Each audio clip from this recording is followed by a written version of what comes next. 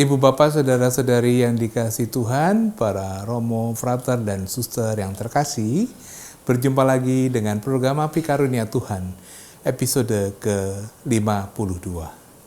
Pada kesempatan episode ini, kita akan diajak kembali memasuki surat Rasul Paulus yang pertama kepada Timotius, khususnya bab 3. Kita akan menyadari bahwa tradisi, hierarki, tata kepemimpinan gereja Katolik mendapatkan inspirasi dan menjadi praktek sejak gereja perdana. Rasul Paulus akan menguraikan tentang siapa itu penilik jemaat, siapa itu diakon, syarat-syaratnya bagaimana, dan bagaimana mereka dibina dan disiapkan. Sangat menarik. Mari kita mendengarkan, merenungkan, dan berdoa.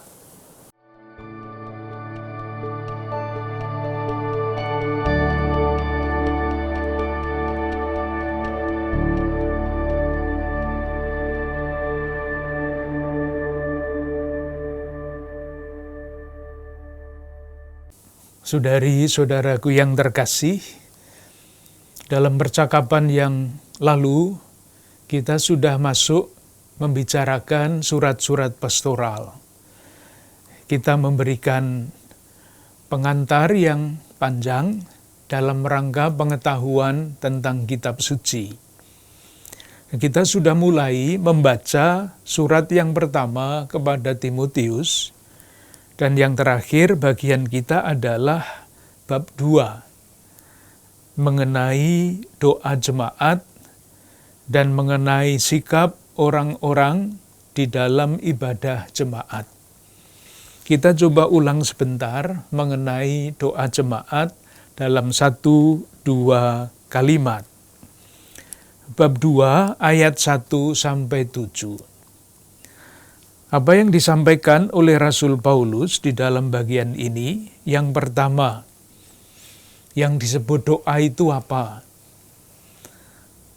Ada pada ayat 1, naikkanlah permohonan, doa syafaat, dan ucapan syukur. Ada 3 bentuk doa permohonan. Kita bayangkan adalah doa untuk kepentingan pribadi.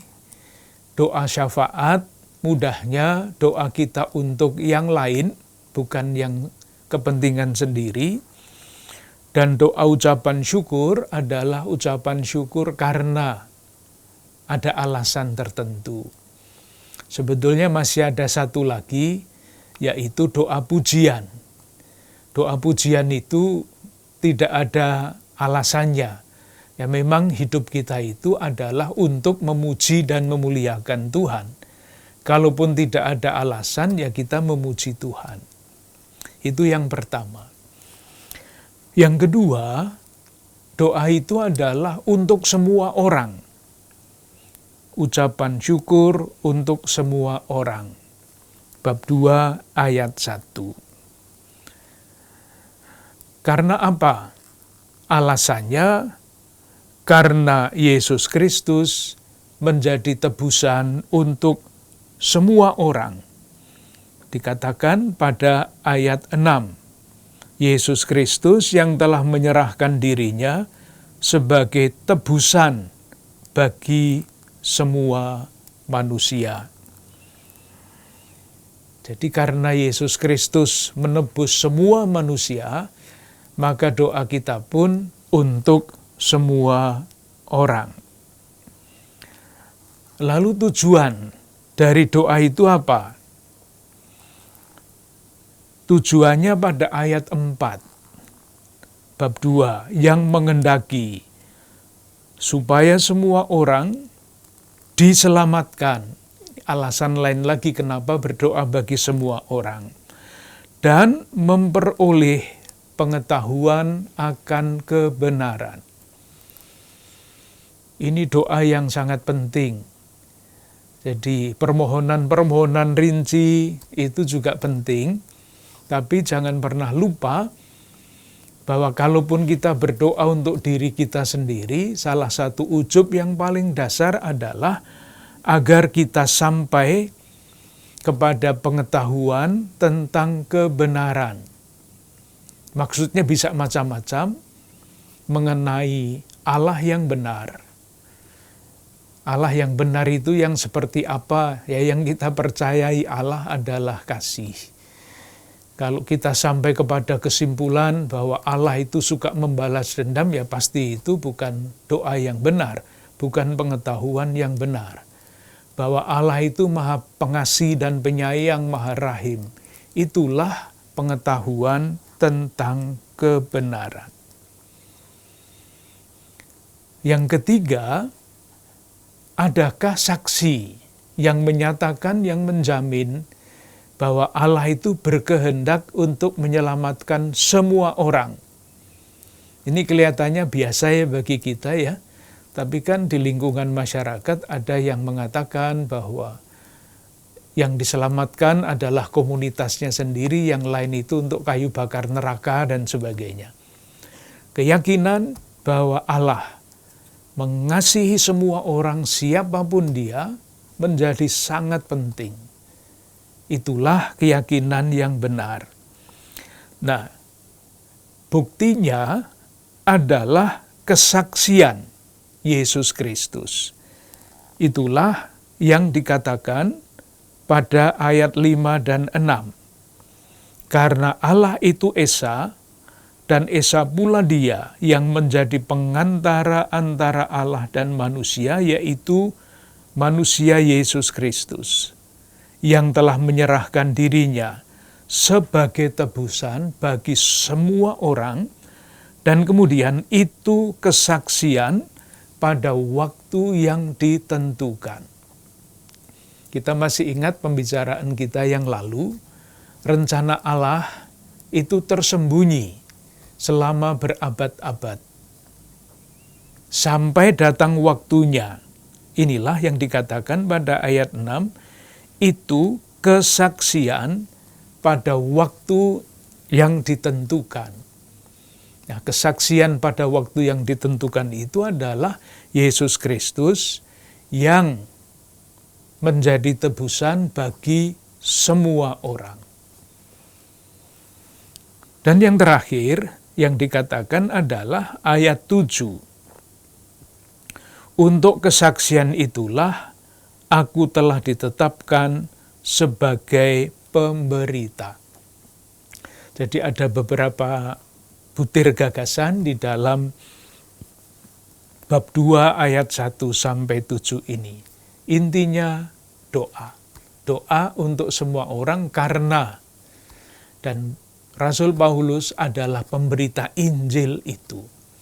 Injil dalam arti bukan buku, tetapi rencana Allah yang menjadi nyata pada waktunya, nampak di dalam diri Kristus, rencananya, misterinya untuk menyelamatkan semua orang. Ini bagian pengajaran yang sangat penting. Kemudian, bab 2 ayat 8 sampai 15 mengenai sikap orang laki-laki dan perempuan di dalam ibadat jemaah. Ada beberapa hal yang juga perlu diperhatikan. Yang pertama, ayat 8. Oleh karena itu, aku ingin supaya di mana-mana. Di mana-mana. Jadi rupa-rupanya pada waktu itu, Paulus ingin supaya ibadah, sikap-sikap ibadah itu di mana-mana sama, seragam.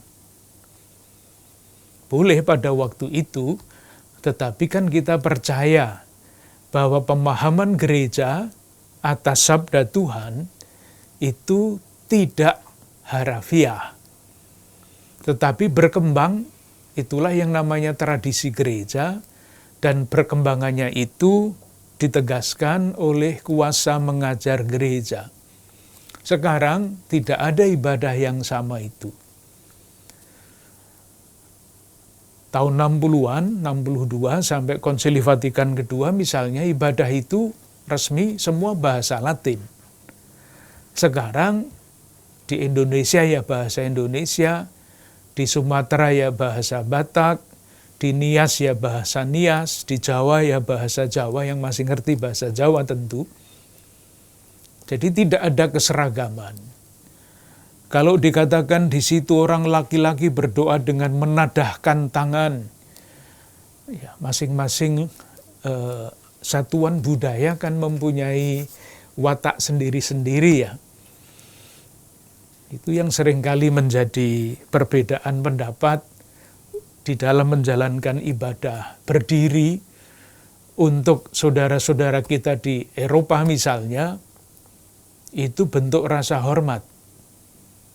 Di sana, di sini berdiri itu bukan rasa hormat. Kalau mau hormat ya duduk, bersimpuh dan menyembah.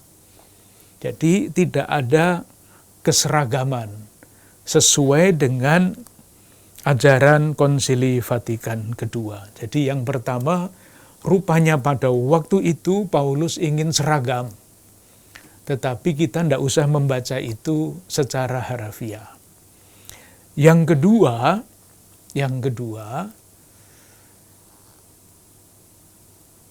banyak sekali hal-hal yang ada di sini yang terikat oleh zaman. Jadi tidak berlaku umum dan sepanjang sejarah, tidak. Oleh karena itu, kita mesti cari yang paling pokok. Nah, yang paling pokok itu ada di mana? Yang paling pokok ada pada ayat 15. Ayat 15 ini ada yang terikat zaman, ada yang berlaku terus. Yang terikat zaman, paham pada waktu itu adalah bagian yang pertama. Tetapi perempuan akan diselamatkan karena melahirkan anak. Ini adalah pernyataan yang sangat terikat pada zaman itu. Karena apa? Di belakang kalimat itu ada ajaran sesat. Nah, ajaran sesat itu ada pada bab 4 ayat 3. Jadi jangan dimengerti secara harafiah, berlaku seterusnya. Ajaran sesatnya mengatakan begini, mereka, jadi pengajar-pengajar sesat itu melarang orang kawin. Nah, dengan latar belakang itu, pernyataan bab 15 bagian pertama, perempuan akan diselamatkan karena melahirkan anak, itu pasti melawan ajaran sesat itu. Bentuknya pada waktu itu seperti itu. Nanti kalau dibaca begitu-begitu saja, ini kasihan keluarga-keluarga, kasihan ibu-ibu, suster yang tidak akan melahirkan anak. Sekali lagi, banyak yang terikat pada keadaan sejaman. Nah, yang paling penting adalah bagian ayat 15, bagian 2. Bertekun di dalam iman dan kasih dan pengudusan dengan segala kesederhanaan. Iman, kasih, pengudusan. Dengan segala macam uraiannya. Kalau kita bicara tentang pengudusan, misalnya kita pasti ingat ajaran Konsili Vatikan kedua, bahwa semua orang dalam status hidup apapun mempunyai panggilan yang sama, yaitu bertumbuh menuju kesempurnaan kekudusan, bertumbuh menuju kesempurnaan kasih, bertumbuh menuju kepenuhan hidup Kristiani. Silahkan membaca misalnya ensiklik dari Paus Fransiskus yang sangat bagus itu, yang judulnya adalah Bersukacita dan Bergembiralah. Itu uraian tentang kekudusan untuk zaman modern. Kita sampai di situ. Sekarang kita lanjutkan, masih pada bagian 1, yaitu bab 3 ayat 1 sampai 7. Sebetulnya sederhana, judulnya kan hanya syarat-syarat bagi penilik jemaat. Sudah, syaratnya pasti semuanya baik. Tapi mungkin 1-2 hal yang baik untuk kita perhatikan. Yang pertama, ayat 1. Benarlah perkataan ini. Orang yang menghendaki jabatan penilik jemaat menginginkan pekerjaan yang indah. Apa yang bisa kita baca di balik ini? Kita tarik dari situ. Yang pertama adalah kata penilik. Ini bahasa Indonesia. Bahasa aslinya adalah episkopos, yang diindonesiakan menjadi uskup. Episkopos bunyinya kan kira-kira sama, uskup. Jadi, seorang uskup menurut penafsiran Alkitabiah, tugasnya adalah menjadi penilik jemaat, mengunjungi jemaat. Itu tugasnya, uskup. Fungsinya adalah mengunjungi jemaat. Dalam arti yang seluas-luasnya, melayani jemaat. Nah, dalam tanda kurung, kalau mau direfleksikan, mau direnungkan, sekarang ini uskup dipanggil dengan sebutan Monsinyur. Itu sudah, menurut saya sudah tidak cocok dengan fungsinya. Karena Monsinyur itu artinya adalah tuan, tuanku, Monseigneur, bahasa Prancis. Nah, ini bisa membuat tugas uskup menyeleweng nanti. Dia menjadi tuan, bukan penilik. Itulah sebabnya Paus Fransiskus beberapa waktu yang lalu menghilangkan gelar Monsinyur itu, kecuali untuk uskup memang. Oleh karena itu kalau boleh jangan panggil saya Monsinyur, panggil saya uskup. Itu lebih sesuai dengan fungsinya melayani jemaat. Tapi apapun, itu pendapat saya loh ya, jangan dijadikan pendapat umum. Tetapi saya berkeyakinan bahwa panggilan uskup itu jauh lebih menunjukkan fungsinya dan bukan jabatannya, bukan kedudukannya. Dari mana gelar Monsinyur itu? Ya, dari gereja Roma Katolik yang berkembang pada waktu Eropa masih berada di dalam budaya feodal. Tapi nanti kalau saya omong tentang itu berkepanjangan, saya stop di situ. Yang kedua adalah penilik jemaat menginginkan pekerjaan yang indah. Menginginkannya karena apa? Apakah menginginkan karena ambisi atau ingin karena pelayanan? Yang diinginkan kekuasaannya atau yang diinginkan pelayanannya? Terserah mau ditafsirkan bagaimana, tetapi yang jelas bagi saya, sejak masa pontifikatnya awal, Paus Fransiskus selalu melawan, mengkritik yang namanya klerikalisme. Klerus, imam, uskup, atau siapapun menjadi jabatan kekuasaan. Terus diserang. Bahkan di dalam pidatonya kepada Kuria Roma, itu pejabat-pejabat di Vatikan, Paus Fransiskus dengan terus terang berbicara mengenai 15 penyakit klerikalisme. Silahkan cari di Google, nanti ketemu itu. Apa itu 15 penyakit klerikalisme? Syarat-syaratnya ada pada ayat 2 sampai dengan ayat 7. Semuanya bagus, nanti dibaca sendiri.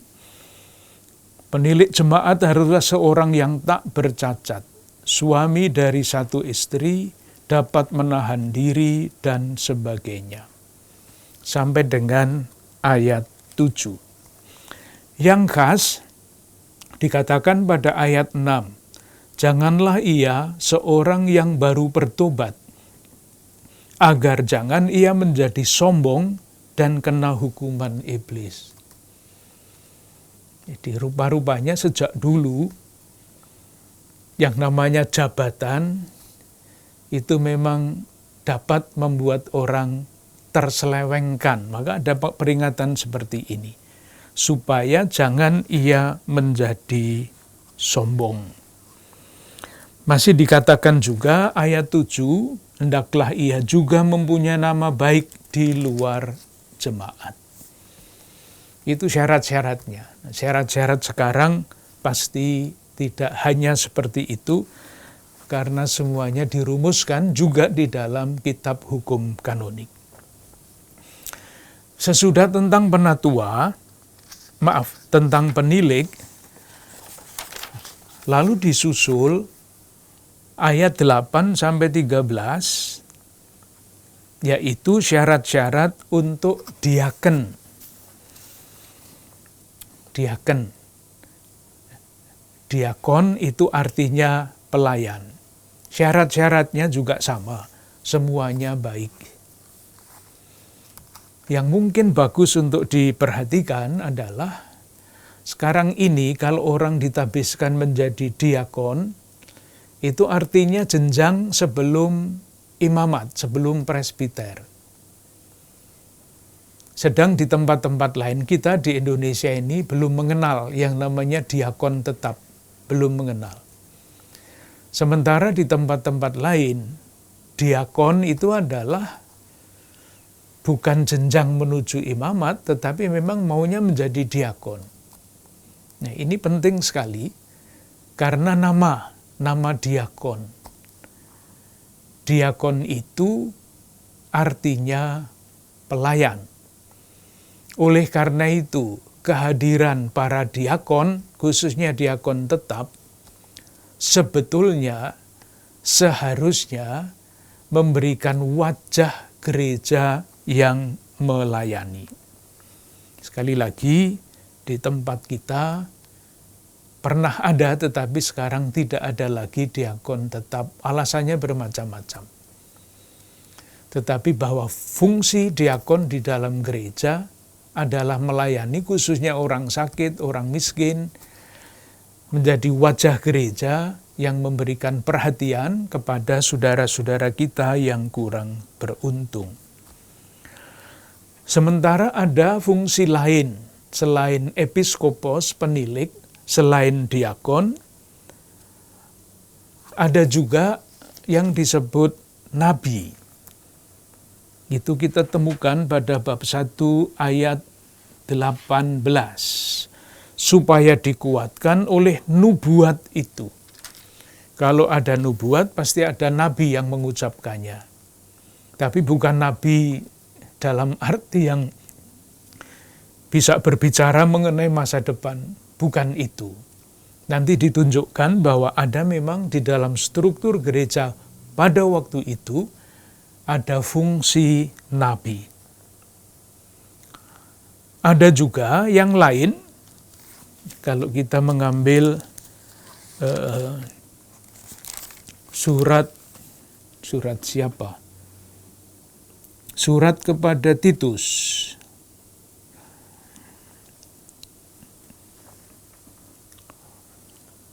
Bab 1 ayat 5. Masih perlu aku telah meninggalkan engkau di Kreta dengan maksud ini, supaya engkau mengatur apa yang masih perlu diatur, dan supaya engkau menetapkan penatua-penatua. Itulah yang diterjemahkan dari kata presbiteros, dan sekarang presbiter di dalam bahasa Indonesia adalah imam. Jadi ada penilik, episkopos, ada penatua, presbiteros, ada nabi, ada diaken. Itulah struktur dari gereja yang dikenal pada zaman ketika surat-surat pastoral ini ditulis. Dengan demikian kita selesai dengan bagian yang pertama, bab 1 ayat 3 sampai bab 3 ayat 13. Masuk ke bagian yang kedua, bab 3 ayat 14 sampai dengan bab 4 ayat 16.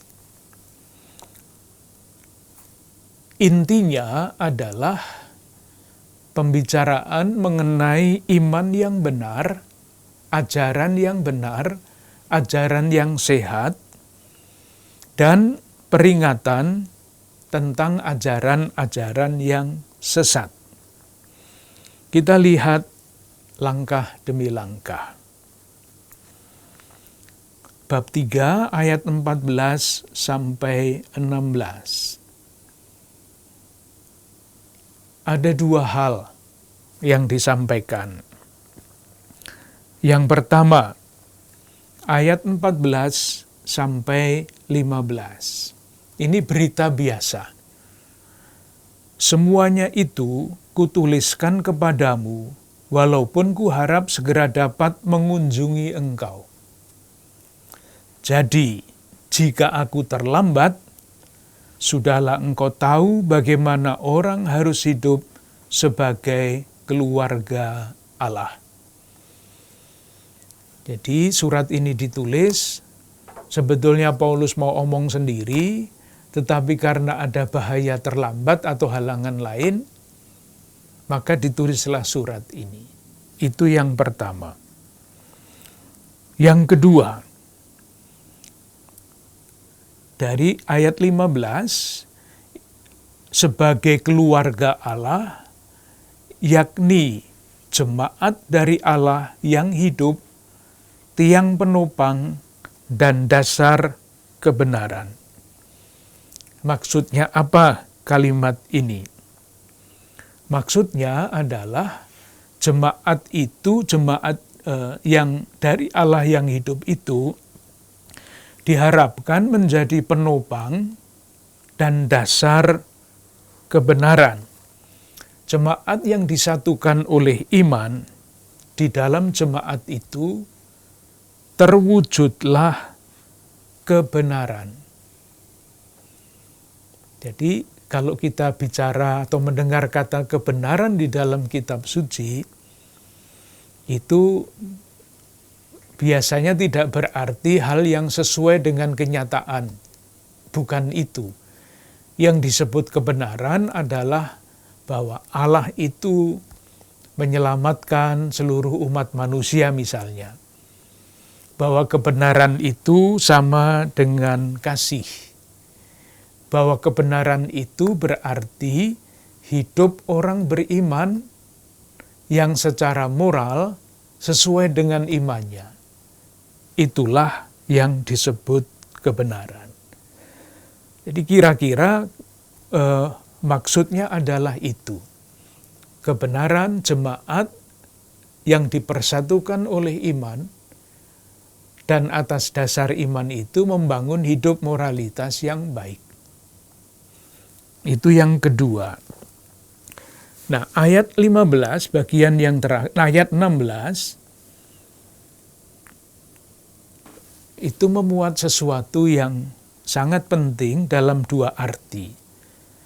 Saya baca, dan sesungguhnya agunglah rahasia ibadah kita. Agunglah rahasia ibadah kita. Maksudnya apa ibadah itu? Apakah ibadah sabda, ibadah ekaristi, atau yang seperti itu? Jawabannya bukan. Ibadah kita adalah hidup yang sesuai dengan iman. Itulah yang disebut dengan kebenaran itu. Kebenaran kita yang tadi disebut sebagai hidup sesuai dengan iman, hidup moral yang dibangun atas dasar iman. Nah, rahasia ibadah kita adalah ini, yang adalah kutipan dari madah yang sangat kuno yang dikenal oleh Paulus dan dikutip di sini. Praktis itu semua mengenai Yesus Kristus. Dia yang telah menyatakan dirinya dalam rupa manusia. Jelas itu inkarnasi, penjelmaan. Dibenarkan oleh Roh. Sebagai manusia dia wafat, tetapi kemudian dibenarkan oleh Roh, bangkit. Yang menampakkan dirinya kepada malaikat-malaikat. Menampakkan diri. Paskah. Diberitakan di antara bangsa-bangsa yang tidak mengenal Allah. Ini Injil Paulus. Bukan hanya kepada orang Yahudi, tetapi juga kepada orang-orang yang tidak mengenal Allah. Yang dipercayai di dalam dunia, diangkat dalam kemuliaan. Itulah ibadah kita. Itulah inti iman, kutipan itu, dan rahasia ibadah kita adalah hidup sesuai dengan iman itu. Hidup moral yang dibangun atas dasar iman. Ini nanti penting karena ada orang yang mengajarkan Injil lain. Dan atas dasar Injil lain itu, perilakunya dilandaskan pada ajaran yang lain itu. Dua hal diperbandingkan. Injil Paulus membuahkan hidup moral yang baik. Injil yang lain, ajaran sesat, membuahkan kehidupan yang tidak baik. Nah, pernyataan itu, ibadah yang rahasia ibadah itu, kemudian dilawankan dengan ajaran sesat, bab 4, ayat 1-11, yang menjadi tugas yang menjadi tugas Timotius untuk melawan. Moga-moga jelas jalan pikirannya. Ada Injil Paulus didasarkan pada iman, orang membangun hidup. Ada Injil lain yang disebut ajaran sesat yang membuahkan perilaku yang tidak baik juga. Nah, bab 4 ayat 1-11 adalah nasihat kepada Timotius mengenai tugasnya melawan ajaran sesat. Ajaran sesatnya yang mana? Ya, ini yang menjadi Injil lain itu. Tetapi Roh, bab 4 ayat 1 saya baca, tetapi Roh dengan tegas mengatakan bahwa di waktu-waktu kemudian ada orang yang akan murtad, lalu mengikuti roh-roh penyesat dan ajaran setan-setan, oleh tipu daya pendusta-pendusta yang hati nuraninya memakai cap mereka. Nah, lalu apa itu? Mereka melarang orang kawin, melarang orang makan makanan yang diciptakan Allah. Itu konsekuensi ajaran sesat itu. Ajaran sesatnya masih dilanjutkan lagi. Ajaran yang sehat dilawankan dengan ajaran sehat, ayat 3b-5.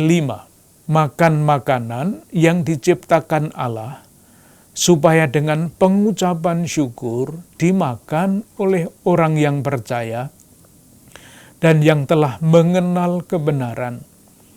Karena semua yang diciptakan Allah itu baik, dan suatu pun tidak ada yang haram, jika diterima dengan ucapan syukur, sebab semuanya itu dikuduskan oleh firman Allah dan oleh doa. Itu ajaran yang sehat, melawan ajaran yang sesat. Kemudian Timotius dinasihati, ayat 6, sangat jelas. Dengan selalu mengingatkan hal-hal itu kepada saudara-saudara kita, engkau akan menjadi seorang pelayan Kristus Yesus yang baik, terdidik dalam soal-soal pokok iman kita, dan dalam ajaran sehat yang telah kau ikuti selama ini. Nasihatnya seperti itu. Apa yang negatif? Ayat 7. Jauhilah tahayul dan dongeng nenek-nenek kita.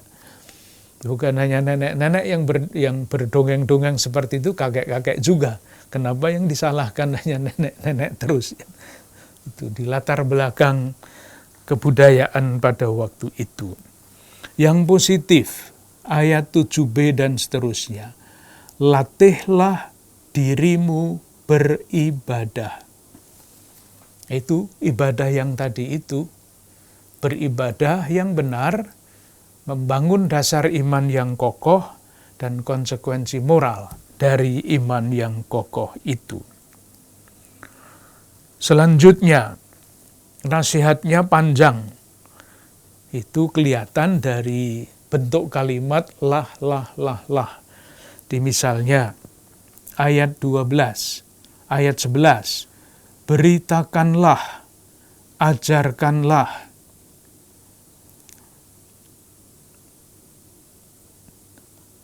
Ayat 13, bertekunlah. Ayat 15, perhatikanlah. Ayat 16, awasilah dirimu sendiri, dan selanjutnya. Selain itu, Timotius juga diminta untuk menjadi teladan. Ayat 12, jangan seorang pun menganggap engkau rendah karena engkau muda. Jadilah teladan bagi orang-orang percaya dalam perkataanmu, dalam tingkah lakumu, dalam kasihmu, dalam kesetiaanmu, di dalam kesucianmu. Nilai-nilai yang dianggap sangat penting pada periode zaman para rasul ini, zaman para penatua ini, zaman para penilik ini. Alasannya apa? Alasannya ayat 16b, bertekunlah dalam semuanya itu, karena dengan berbuat demikian, engkau akan menyelamatkan dirimu dan semua orang yang mendengar engkau. Jadi sebetulnya tidak ada yang sulit, isinya nasihat, supaya melawan ajaran sesat yang akibatnya kayak begitu itu. Lanjut, bagian yang terakhir. Bagian yang terakhir adalah bab 5 ayat 1 sampai bab 6 ayat 2. Ini nasihat-nasihat untuk berbagai macam pihak. Ada nasihat umum, tetapi juga ada nasihat khusus. Nasihat yang umum kepada Timotius, bagus sekali. Bab 5 ayat 1 sampai 2. Janganlah engkau keras terhadap orang tua, melainkan tegurlah dia sebagai bapa. Tegurlah orang-orang muda sebagai saudaramu, perempuan-perempuan tua sebagai ibu, dan perempuan-perempuan muda sebagai adikmu dengan penuh kemurnian. Masalah tegur-menegur selalu ada di mana-mana, caranya berbeda-beda. Ini diberi nasihat yang sangat konkret.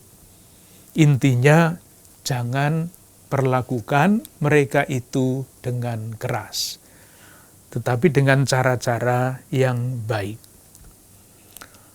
Saya juga tidak tahu kenapa ada nasihat panjang mengenai janda-janda ini. Bab 5 ayat 3 sampai 16. Panjang. Nanti silahkan baca sendiri. Yang penting misalnya ini ayat 3. Hormatilah janda-janda yang benar-benar janda. Jadi rupa-rupanya ada yang tidak benar-benar janda. Silakan membaca sendiri. Ayat 9-10. Yang terdaftarkan sebagai janda hanyalah mereka yang tidak kurang dari 60 tahun, yang hanya 1 kali bersuami, dan yang terbukti telah melakukan pekerjaan yang baik, seperti mengasuh anak, memberi tumpangan, dan sebagainya.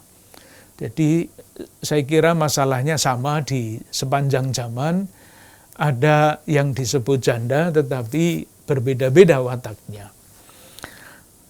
Ayat 6, tetapi seorang janda yang hidup mewah dan berlebih-lebihan, ia sudah mati bagi hidup. Nah itulah, ada macam-macam janda dengan semangat yang berbeda-beda.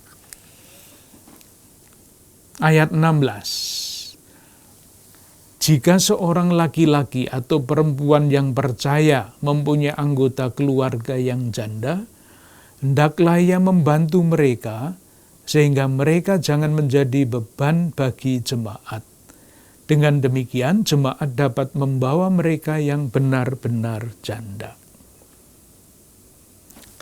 Silahkan baca sendiri, dan nanti saya memang bertanya, kenapa ada nasihat yang panjang ya mengenai janda-janda itu. Tidak perlu dijawab, bertanya saja kan boleh. Kemudian, sesudah itu, pada bab 5 ayat 17 dan selanjutnya, ada nasihat-nasihat yang lain lagi. Ayat 17, itu dapat menjadi petunjuk tugas yang namanya penatua itu apa. Penatua-penatua yang baik, pimpinannya patut dihormati 2 kali lipat, terutama mereka yang dengan jerih payah berkhotbah dan mengajar. Jadi kalau ditanyakan penatua itu sebetulnya tugasnya apa pada waktu itu? Yang menjadi tua-tua jemaat, antara lain dengan berkhotbah dan mengajar. Ada peraturan mengenai hidup para penatua. Ayat 18, para penatua, para fungsionaris di dalam jemaat itu berhak mendapatkan penghidupan dari pekerjaannya. Bahkan ada kutipan dari kitab suci. Bukankah kitab suci berkata, ayat 18, janganlah engkau memberangus mulut lembu yang sedang mengirik, dan lagi seorang pekerja patut mendapat upahnya.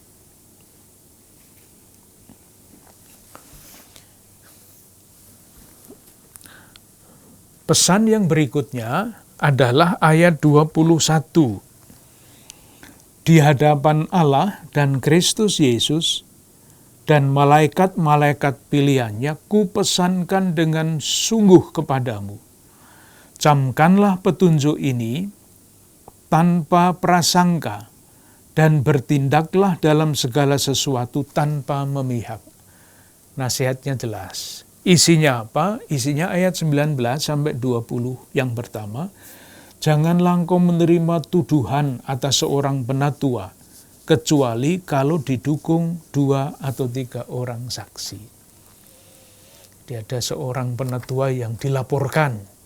Jangan percaya tiba-tiba begitu saja kepada laporan.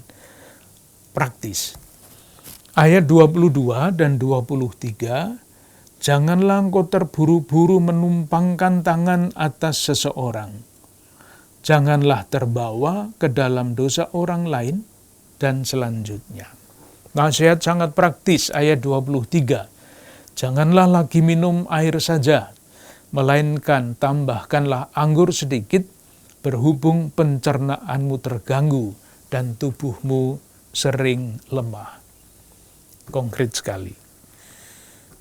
Untuk kita pasti jangan hanya minum air tetapi ya yang lain-lain, tapi anggur tidak boleh minum anggur kecuali untuk misa katanya. Nah, yang sulit dimengerti adalah ayat 24 dan 25. Dosa beberapa orang menyolok seakan-akan mendahului mereka ke pengadilan. Tetapi dosa beberapa orang lagi baru menjadi nyata kemudian. Ini maksudnya apa? Demikian pun perbuatan baik itu segera nyata. Dan kalau tidak demikian, ia tidak dapat terus tinggal tersembunyi. Maksudnya, mesti dikaitkan dengan ayat 22. Janganlah engkau terburu-buru menumpangkan tangan atas seseorang. Artinya, Timotius jangan cepat-cepat mengangkat seseorang menjadi penatua. Karena apa? Nah itu alasannya ayat 24. Kalau dibahasakan dengan bahasa sendiri, watak jelek orang itu ada yang cepat kelihatan, ada yang sangat lama baru ketahuan. Dan nanti kalau sudah terlanjur ditumpangi tangan, ternyata orang yang ditumpangi tangan itu dalam perjalanan waktu baik, tapi kemudian jadi jelek, nah susah sendiri umatnya. Maksudnya itu. Sebaliknya, demikian pun perbuatan baik itu akan segera tampak. Kalaupun belum tampak, nanti pada waktunya tidak akan bisa tersembunyi. Itu berkaitan dengan penumpangan tangan pada ayat 22. Agak berbelit-belit, seperti kita tahu menerjemahkan kalimat itu tidak gampang dari bahasa asing ke dalam bahasa lain. Salah satu akibatnya adalah bagi kita yang membaca terjemahannya seringkali mengalami kesulitan, ini maksudnya apa? Maka harus dijelaskan dan ada catatan-catatan untuk menjelaskan itu. Nasihat berikutnya untuk budak dan tuan. Bab 6 ayat 1-2. Hubungan antara budak dengan tuan yang beriman. Jadi sekali lagi sudah beberapa kali kita sebut Paulus berbicara mengenai budak seolah-olah tidak melawan budak, tidak melawan perbudakan. Ya, Paulus mengandaikan bahwa realitas sosial pada waktu itu ya memang seperti itu. Belum sampai menolak perbudakan. Hanya surat kepada Filemon itu yang secara samar-samar menunjukkan bahwa institusi budak itu memang tidak seharusnya ada, khususnya bagi orang-orang yang beriman kepada Kristus. Nasihat-nasihat yang lain, ya hanya disebut nasihat-nasihat yang lain saja. Bab 6 ayat 2, ajarkanlah dan nasihatkanlah semuanya itu. Jika seorang mengajarkan ajaran lain dan tidak menurut perkataan sehat, yakni perkataan Tuhan kita Yesus Kristus, dan tidak menurut ajaran yang sesuai dengan ibadah kita. Ibadah lagi. Ayat 9, 10. Tetapi mereka yang ingin kaya terjatuh ke dalam pencobaan. Itulah akibat dari ibadah yang tidak benar, ajaran sesat itu akhirnya ke sana. Ayat 10. Karena akar segala kejahatan ialah cinta uang. Sementara ibadah sejati itu ayat 6 sampai dengan ayat 8. Memang ibadah itu kalau disertai rasa cukup, jadi jelas sekali bukan ibadah itu bukan sekedar upacara, karena ditegaskan ibadah itu kalau disertai rasa cukup. Ibadah dalam arti itu adalah perilaku hidup sehari-hari memberi keuntungan besar. Sebab kita tidak membawa sesuatu apapun ke dalam dunia, dan kita pun tidak dapat membawa apa-apa keluar. Jadi spiritualitas cukup. Ada satu gerakan internasional yang semboyannya adalah katakan cukup, dalam rangka merawat lingkungan hidup. Karena alam raya ini rusak disebabkan karena mentalitas yang selalu kurang. Sudah punya sepatu 5, ya maunya 10. Dan sebagainya. Sementara yang disebut spiritualitas mengatakan cukup itu, ya cukup secukupnya, sehingga tidak menguras alam. Ini sangat bagus itu, ayat 6 itu. Memang ibadah itu kalau disertai rasa cukup memberi keuntungan besar. Bukan hanya untuk dia sendiri, tetapi untuk kebaikan bersama. Nasihat lain ayat 11-12, nasihat untuk Timotius. Engkau hai manusia Allah. Sebutannya bagus, engkau hai manusia Allah. Itulah yang sekarang di dalam buku-buku spiritualitas diistilahkan dengan man or woman of God. Manusia Allah. Jauhilah semuanya itu, kejarlah keadilan, ibadah, kesetiaan, kasih, kesabaran, dan kelembutan. Lalu diminta bertanding, bertandinglah dalam pertandingan iman yang benar. Rebutlah hidup yang kekal. Ayat 13, di hadapan Allah yang memberikan hidup kepada segala sesuatu, dan di hadapan Kristus Yesus yang telah mengikrarkan ikrar yang benar. Mengapa disebut ikrar? Karena pada ayat 12, bagian kedua, untuk itulah engkau telah dipanggil dan telah engkau ikrarkan ikrar yang benar di hadapan banyak saksi. Jadi, rupanya ketika Timotius ini diangkat menjadi penatua, itu adalah panggilan, dan pada waktu upacara penumpangan tangan, Timotius mengikrarkan sesuatu. Teladan dari ikrar itu siapa? Nah, teladannya adalah Yesus Kristus yang telah mengikrarkan ikrar yang benar itu juga di muka Pontius Pilatus.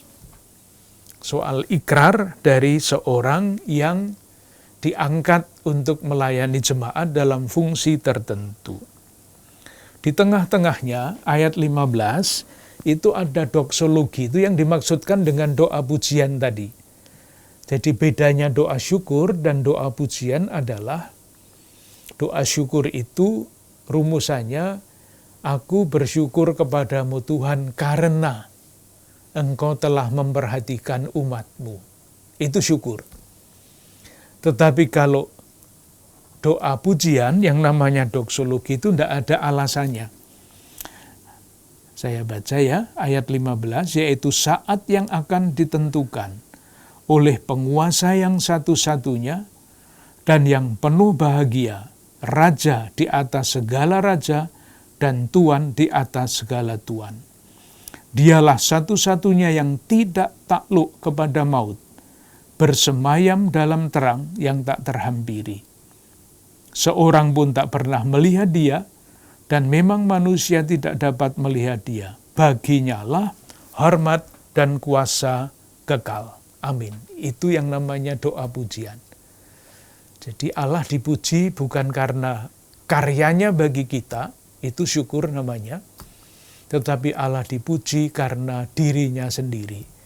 Manusia diciptakan untuk memuji dan memuliakan Tuhan. Yang terakhir, itu adalah nasihat untuk orang-orang kaya. Baik, dibaca ya, ayat 17. Peringatkanlah kepada orang-orang kaya di dunia ini, agar mereka jangan tinggi hati, dan jangan berharap pada sesuatu yang tak tentu seperti kekayaan, melainkan pada Allah yang dalam kekayaannya memberikan kepada kita segala sesuatu untuk dinikmati. Peringatkanlah agar mereka itu berbuat baik, menjadi kaya dalam kebajikan, suka memberi dan membagi, dan dengan demikian mengumpulkan suatu harta sebagai dasar yang baik bagi dirinya di waktu yang akan datang untuk mencapai hidup yang sebenarnya. Jadi ini mengimbangi apa yang dikatakan di dalam Injil Lukas bab 6 ayat 24, misalnya yang mengatakan, celakalah hai kamu orang kaya, hati-hati untuk memahami ayat-ayat seperti itu. Di sini Paulus memberikan petunjuk yang sangat-sangat sederhana, jelas, bahwa orang kaya bukan karena kekayaannya itu menjadi dikutuk, bukan, tetapi karena hal-hal yang lain tentunya. Lalu terakhir, kalimat terakhir itu, kasih karunia menyertai kamu. Selesai. Dengan demikian kita selesai membicarakan atau membaca surat pertama kepada Timotius. Masih ada beberapa waktu, kita mulai saja terusnya. Nanti sampai 1 jam baru kita selesai. Terusnya adalah surat kedua kepada Timotius. Kita sudah banyak berbicara di dalam pengantar umum.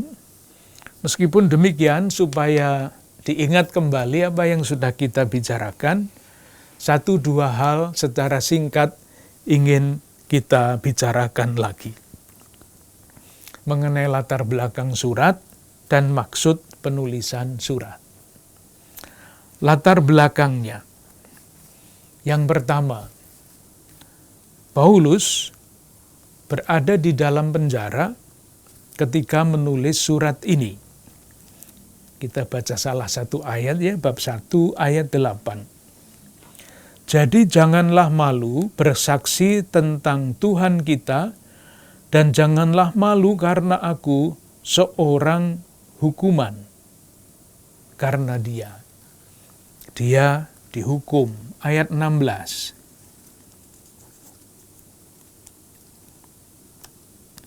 Tuhan kiranya mengaruniakan rahmat-Nya kepada keluarga Onesiforus yang telah berulang-ulang menyegarkan hatiku. Ia tidak malu menjumpai aku di dalam penjara.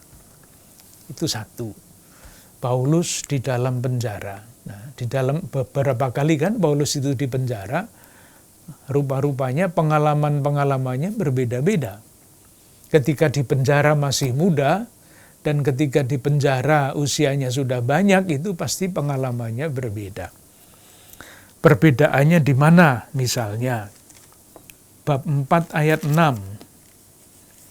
surat kedua kepada Timotius. Mengenai diriku, darahku sudah mulai dicurahkan sebagai persembahan dan saat kematianku sudah dekat. Ketika di penjara sebelumnya, dia yakin betul bahwa dia akan dibebaskan.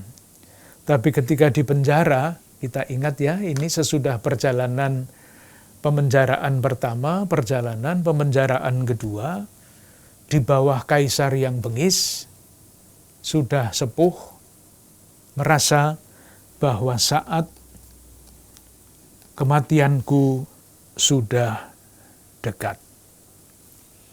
Nah, di dalam situasi seperti itu, Paulus sangat rindu, sangat menginginkan dukungan, entah rohani, entah mental, entah apa. Itulah sebabnya Paulus menulis pada bab 4 ayat 9, berusahalah supaya segera datang kepadaku. Paulus butuh teman. Diulang lagi pada ayat 21, berusahalah kemari sebelum musim dingin. Sangat mengharapkan kekuatan. Karena apa? Karena Timotius adalah sahabat yang sejati. Sementara yang lain-lain itu rupa-rupanya tidak menjadi sahabat yang sejati. Misalnya ayat 10 bab 4. Karena Demas telah mencintai dunia ini dan meninggalkan aku. Paulus ingat akan masa lampaunya. Ayat 14, Alexander, tukang tembaga itu, telah banyak berbuat kejahatan terhadap aku. Ayat 16, pada waktu pembelaanku yang pertama, tidak seorang pun yang membantu aku, semua meninggalkan aku. Dalam keadaan seperti itu, ia berharap Timotius datang dan menjadi kekuatan pribadi bagi dia. Untuk sementara itu dulu, kesempatan ke depan kita lanjutkan dengan 2 Timotius ini. Moga-moga selesai juga dengan Titus. Terima kasih.